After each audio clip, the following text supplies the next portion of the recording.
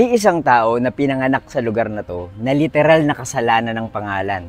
At isa siya sa mga nagpasiklab ng kauna-unahang bloodless revolution sa buong mundo.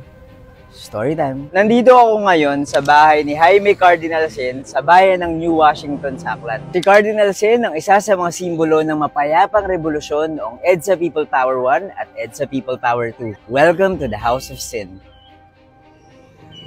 Dito sa lugar na to, nakatayo ang ancestral home ni Cardinal Sin.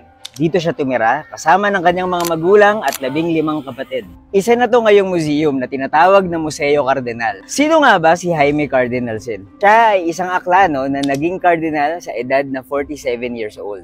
Nakilala rin si Cardinal Sin bilang isa sa mga nag-udyok sa mga Filipinos na pumunta sa EDSA noong 1986. In-encourage niya ang mga Filipinos para sa isang mapayapang revolusyon para patalsikin ang diktadurang Marcos at para manumbalik ang demokrasya sa Pilipinas. Libu-libong tao ang pumunta sa EDSA pagkatapos niyang mag-announce sa Radyo Veritas na pumunta sila para magprotesta ng mapayapa. Nanindigan ng mga tao para sa hustisya at naging successful ang first bloodless revolution sa mundo. Kagaya rin ng EDSA People Power 1, naging instrumental si Cardinal Sin para sa EDSA People Power 2. In-invite niya ang mga tao para magtipon at magprotesta laban sa masamang gawain ng Administrasyong Estrada noong 2001. Namatay si Jaime Cardinal Sin noong June 21, 2005 and noong 2024, binuksan ang Museo Cardinal. Ito ay ginawa para ipakita ang mga memorabilia at ang mga kwento tungkol kay Cardinal Sin. Bisitahin niyo ang Museo Cardinal dito sa New Washington sa Aklan para kayo mismo ang makasaksi ng mga kwento tungkol sa dakilang kardinal.